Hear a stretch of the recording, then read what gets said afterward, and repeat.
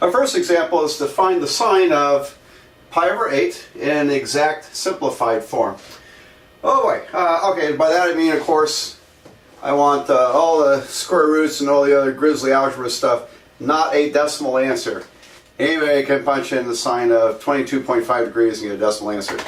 Alright, we're applying the half angle formula to see if we can get an exact answer. And it's a exercise that's good for you. Alright, this is same as what we did with the sum and difference identities. These are great exercises. Alright, now let's go to degrees. So this would be sine of pi over 8. So you have 180 divided by 8, 90 divided by 4, 22.5 degrees. What's the sine of 22.5 degrees? Okay. I don't know, but it is half of 45 degrees. It is the sine of 45 degrees divided by 2. Alright, and we have an identity for this, half angle. It's going to be, first of all, it's going to be positive because we're in the first quadrant. Sine of 22.5 degrees is positive, so I'm going to have a positive square root of 1 minus the cosine of 45 degrees divided by 2. There we go.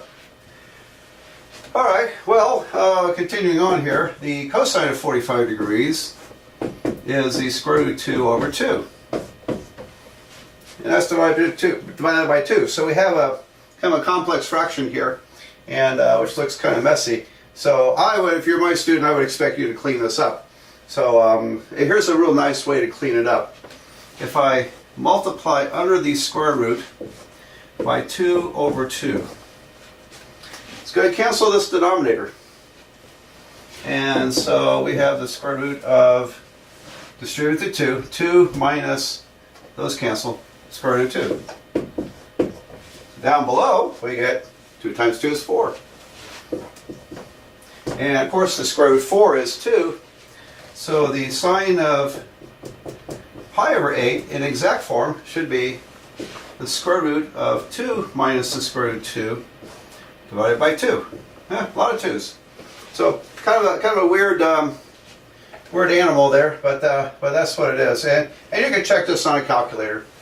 I always think it's actually a good idea to check yourself on a calculator, but yeah, I'm looking for this answer if you're my student. Alright, well, let's do a few more. Let's find the secant of 337.5 degrees. What a mess. Okay, well, that's half of what? 675 degrees. So this is the secant of 675 degrees divided by 2. And, which is 1 over the cosine, right? 1 over the cosine of 675 degrees divided by 2. So basically I'm going to take the cosine half angle formula. Cosine phi over 2 equals square root of 1 plus cosine phi over 2. And I'm going to invert it here. So this becomes square root of 2 over 1 plus the cosine of 675 degrees. Alright, so I just flipped that. Look good? Great. Alright, so what is 675 degrees in cosine? Well, if I subtract 360, which is okay for cosine, then I get 315 degrees. So I can, if I wanted to, I could think of this as the square root of 2 over 1 plus the cosine of 315 degrees. Now, I'd forgotten something, by the way. This is supposed to be positive, isn't it? Because we're in the fourth quadrant. Secant's like cosine in the fourth quadrant. It's like an x value. It's positive. So that's why I don't have to put plus or minuses there. A minus sign in front of the square root. It's a positive square root. All right. Now then, so cosine of 315 degrees is going to be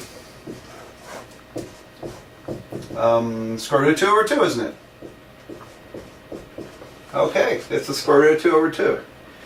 Oh, what a mess. So let's clean this up. I'm going to do something like we did before. I'm going to multiply by 2 over 2.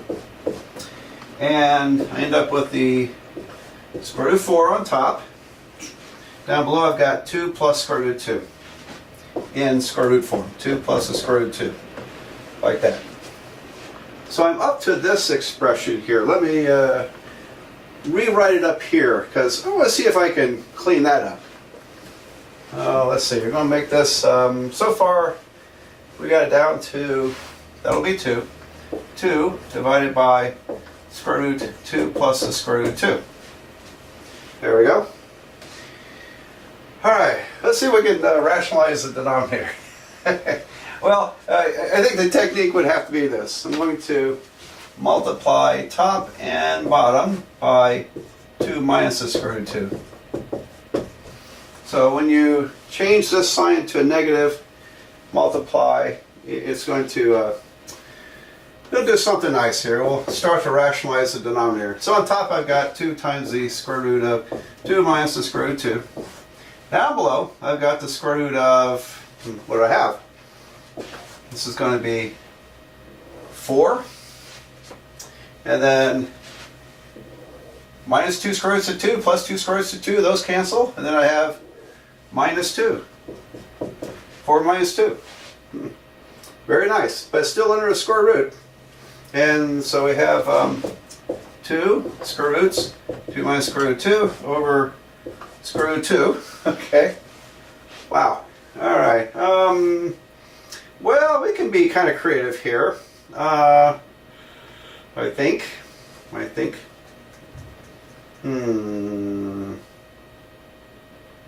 Well, all right. I'll tell you what. Let's 2 divided by the square root of 2 is the square root of 2, isn't it? So this is square root of 2 times the square root of 2 minus the square root of 2. Okay. And yeah, it's looking better. It's looking better. I'm going to multiply that through there because these are both square roots, so I can multiply the first 2 to the other square root. So I end up with the square root of 4 minus 2 square roots of 2. There we go. So there's a secant of 335 degrees. Now, let's check that on the calculator just to make sure. So, first of all, I'll do that one. 4 minus 2 square roots of 2, and then I'll take the square root. I get 1.0824, rounded off. 1.0824, got that?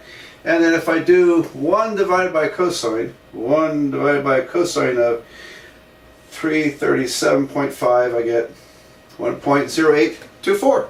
There we go. How about that? So, all right, well, let's do another one of these. I want to take a swing at the cosecant of 195 degrees. All right, now we're in the quadrant 3, aren't we? Cosecant's negative in quadrant 3. So my answer is going to be a negative square root. I wanted to make sure I got one of these examples in because very often students forget to check for whether the answer should be positive or negative. This one's going to be negative. So cosecant of 195 degrees at 195 degrees is half of what? I think it's 390 degrees. 390 degrees over 2. Great. Okay, and so in cosecant's 1 over sine, so it's 1 over the sine of 390 degrees over 2. All right. So when I plug it into the identity on top, okay, it's going to be a big square root with a minus in front. Don't forget the minus. And it's reciprocal of the sine identity, so it's going to be 2 over 1 minus the cosine of 390 degrees. There we go. All right, I think we got them right where we want them. 390 degrees. We could call that 30 degrees, couldn't we? Because here's where I could subtract 360. I couldn't subtract 360 up there because it's divided by 2. But down here, if I subtract 360 from 390, I get the same value. Cosine of 30 degrees will be the same value as cosine 390. So I have minus square root 2 over 1 minus the cosine of 30 degrees, right? And so minus square root 2 over 1 minus the, what's cosine of 30? Oh, it's not a good one, is it? Square root of 3 over 2. Okay. Well, all right. It's a complex fraction. I would expect you to, if you're in my class, I expect you to simplify this. So multiply by 2 over 2. And we'll get minus, okay, square root of 4 is 2. So I have minus 2 divided by the square root of 2 minus the square root of 3 this time. 2 minus the square root of 3. All right. So let's rationalize that denominator. See what happens. So I'm going to multiply top and bottom by 2 plus the square root of 3 over the square root of 2 plus the square root of 3. And we'll see what happens. Okay. So I'm going to do a little racing here to make room for it. So we're going to get minus 2 square root of 2 plus the square root of 3 over. Now down here, let's see what we get. 2 times 2 is 4. 2 square root of 3 minus 2 square root of 3, those cancel, and then minus 3. Minus 3. Oh, isn't that nice? 4 minus 3 is 1. Square root of 1 is 1. So cosecant of 195 degrees should be just the numerator here. Negative 2 square root 2 plus the square root of 3. So let's check that one. All right. So I've got, first I'm going to do 2 plus the square root of 3. First I'm going to turn it on. All right, 2 plus the square root of 3, hit equal. I'll take that square root and then multiply times negative 2. I get negative 3.8637. All right. Now cosecant is 1 divided by sine. This will be 1 divided by the sine of 195 degrees. I get the same answer. It's correct. It's correct. So, all right, well, we can't turn this loose without doing a tangent. So let's do a tangent problem. So let's look at the tangent of 15 degrees. Shouldn't be too tough because there were no square roots, at least not in the formula. Now, I think we'll find square roots here. Tangent of 15 degrees, that's half of 30 degrees. And by the way, it would be okay to do tangent of 45 degrees minus 30 degrees. So we have two approaches here. We could use a difference of two angles. 45 minus 30 is 15, and be just fine. Or in this case, I want to do a half angle. And it's going to be positive, so I don't have to worry about that. Well, actually, tangent takes care of that, doesn't it? All right, so what is it? I want to make sure I get it right. I'm going to look it up.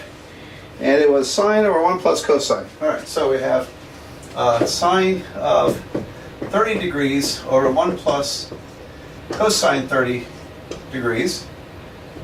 All right. And sine of 30 is 1/2. Cosine 30 is 1 plus square root of 3 over 2. I'm going to simplify that complex fraction. Just multiply by 2 over 2. That cancels, leaving 1. Here I've got 2 plus the square root of 3. All right, 1 over 2 plus the square root of 3. And let's rationalize the denominator. So what do I multiply by? 2 minus the square root of 3. 2 minus the square root of 3 will rationalize this denominator. So I get 2 minus the square root of 3 on top. Down below I got 4. Hey, didn't we just see this a minute ago? I think I just did this a minute ago. 4 minus 3. 4 minus 3. And so, which is 1. So it tells us that the tangent of 15 degrees is 2 minus the square root of 3. All right. How about, let's see, 0.272? Let's check it. So 2 minus the square root of 3, 0.268. Well, I was off. Tangent of 15 degrees is 0.268. We're good. We're good. So, all right. I want to, after this, I want to talk a little more about these half angles and their place in history. And also, I want to derive, this will be a tough one, I want to derive the exact calculation for the cosine of 36 degrees. Very interesting problem, kind of a tough one, but I ask that you pay attention to this because you'll learn a lot from this. All right, if you don't watch the hard stuff, then yeah, how are you going to get any good at this, right? All right, so we'll go from there.